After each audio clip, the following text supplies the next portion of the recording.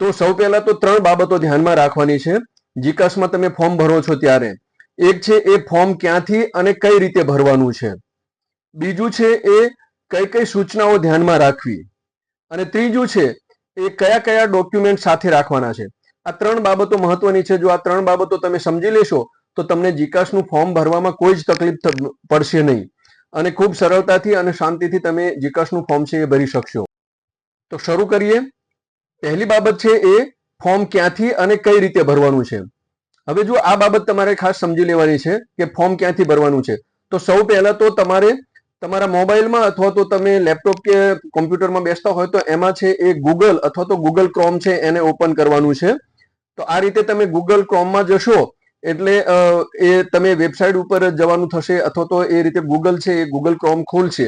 એમાં તમારે જીકાસ GCAS એ નાખવાનું છે અથવા તો તમે એની વેબસાઇટ પણ નાખી શકો છો. વેબસાઇટ છે http://gcas.gujarat એટલે govguj.edu.in આ રીતે તમે વેબસાઇટ નાખશો એટલે એક જીકાસની પોર્ટલ છે અથવા તો એની વેબસાઇટ છે એ ખુલશે. અને એ જીકાસની વેબસાઇટ ખુલે એટલે તમારે જીકાસ ઉપર ક્લિક કરીને પછી એના જે ફોર્મ ખુલે છે એની અંદર જવાનું છે. હવે વિદ્યાર્થી મિત્રો તમે જેવા જીકાસ ઉપર ક્લિક કરશો એટલે આ રીતે એક સ્ક્રીન ઓપન થશે. એમાં તમે જુદી જુદી બાબતો જોઈ શકો છો. એમાં તમારે સ્ટુડન્ટ લોગિન છે એમાં અત્યારે લોગિન કરવાનું નથી એટલે ખાસ કરીને તમે એમાં નીચે જાઓ અને નીચે જ્યાં ન્યૂઝ અને અપડેટ અહીંયા આગળ આપ્યા છે એમાં તમે જુઓ એટલે ત્યાં આગળ ગાઈડલાઈન આપી છે. ખાસ કરીને વિદ્યાર્થી મિત્રો આ ખાસ મહત્વની બાબત છે. જે આપણો બીજો નંબર છે કે કઈ કઈ સૂચનાઓ ધ્યાનમાં રાખવાની છે. તો આ ગાઈડલાઈનની અંદર બધી જ સૂચનાઓ આપી છે. તો આ ગાઈડલાઈન છે એ મહત્વની છે એટલા માટે થઈને કે ગાઈડલાઈનમાં બાજુમાં જે PDF આપ્યું છે એના ઉપર ક્લિક કરો એટલે આખી ગાઈડલાઈન ખુલશે અને એ ગાઈડલાઈનમાં સ્ટેપ બાય સ્ટેપ બધા જ પ્રકારના એ માહિતી અને માર્ગદર્શન આપેલું છે.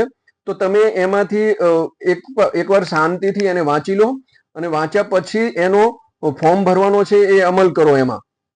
તો આ રીતે તમે જો ગાઈડલાઈનને વ્યવસ્થિત રીતે વાંચશો તો તમે સરળતાથી ફોર્મ સારી રીતે ભરી શકશો. ગાઈડલાઈનમાં આ સૂચનાઓ બધી વાંચ્યા પછી તમારે પરત આવવાનું છે. બેક આવશો એટલે પછી પાછું ત્યાં આગળ સ્ટુડન્ટ લોગિનનું એક વિન્ડો છે એ ખુલશે. આ સ્ટુડન્ટ લોગિન છે એની અંદર તમારે હજુ લોગિન કરવાનું નથી પરંતુ એ પહેલા તમારે ઉપર અહીંયા જુઓ રાઉન્ડ આપ્યો છે ત્યાં રાઉન્ડની અંદર એપ્લાય નાવ આપેલું છે. તો આ પ્રકારની એક સ્ક્રીન ઓપન થશે અને એ સ્ક્રીનની અંદર એપ્લાય નાવ ઉપર આપ્યું છે એના ઉપર ક્લિક કરશો અથવા તો આ જે QR કોડ આપ્યો છે એ QR કોડ તમે સ્કેન કરશો તો એક આ રીતની ક્વિક રજિસ્ટ્રેશનનો વિન્ડો છે એ ખુલશે. હવે આ ક્વિક રજિસ્ટ્રેશનનો વિન્ડો છે એમાં તમારે સૌ પહેલા તો ક્વિક રજિસ્ટ્રેશન કરવાનું છે. ખાસ મહત્વનું છે વિદ્યાર્થી મિત્રો આ બાબત કે તમારે સૌ પહેલા ક્વિક રજિસ્ટ્રેશન કરવાનું છે અને ક્વિક રજિસ્ટ્રેશન કરશો ત્યાર પછી જ બીજી માહિતી તમારે ભરવાની થશે. તો ક્વિક રજિસ્ટ્રેશન છે એની અંદર આ નીચે મુજબ જે માહિતી આપી છે એ પ્રમાણે તમારે માહિતી છે એ ભરવાની છે. જેની અંદર આપ્યું છે એમાં પહેલું આપ્યું છે એ અભ્યાસક્રમનો પ્રકાર એટલે કે તમે કયો અભ્યાસક્રમ પસંદ કરવા માંગો છો. માનો કે અંડર ગ્રેજ્યુએટ અથવા તો પોસ્ટ ગ્રેજ્યુએટ તો તમે અંડર ગ્રેજ્યુએટ અભ્યાસક્રમ છે પસંદ કરવા માંગો છો તો એના ઉપર ક્લિક કરવાનું છે. ત્યાર પછી છે અપાર આઈડી અથવા તો ABC આઈડી એ વિદ્યાર્થી મિત્રોએ બનાવેલી હોવી જોઈએ. એ જેને પોતાની પાસે અપાર આઈડી અથવા તો ABC આઈડી છે એ અહીંયા આગળ નાખવાની છે. ત્યાર પછી છે માર્કશીટ મુજબનું નામ. તમારી માર્કશીટની અંદર ધોરણ 12 ની માર્કશીટમાં જે પ્રમાણે નામ છે એ જ પ્રમાણે નામ અહીંયા આગળ લખવાનું છે. પછી છે કેટેગરી. તમે જે કેટેગરીમાં આવતા હોય એ કેટેગરી લખવાની છે. જાતિ છે પછી તો જાતિમાં જે આવતા હોય એ જાતિ લખવાની છે. તમારી જન્મ તારીખ લખવાની છે એટલે કે LC ની અંદર અથવા તો તમારી માર્કશીટની અંદર તમારી જે પ્રમાણે જે ફોર્મેટમાં જન્મ તારીખ બતાવી છે એ પ્રમાણે અહીંયા જન્મ તારીખ લખવાની છે. ત્યાર પછી બાહેધરી આપવાની છે કે આ જે ડેટા છે એ મારો આ એજ્યુકેશન પર્પઝ માટેનો ડેટા છે એની એક બાહેધરી આપવાની છે.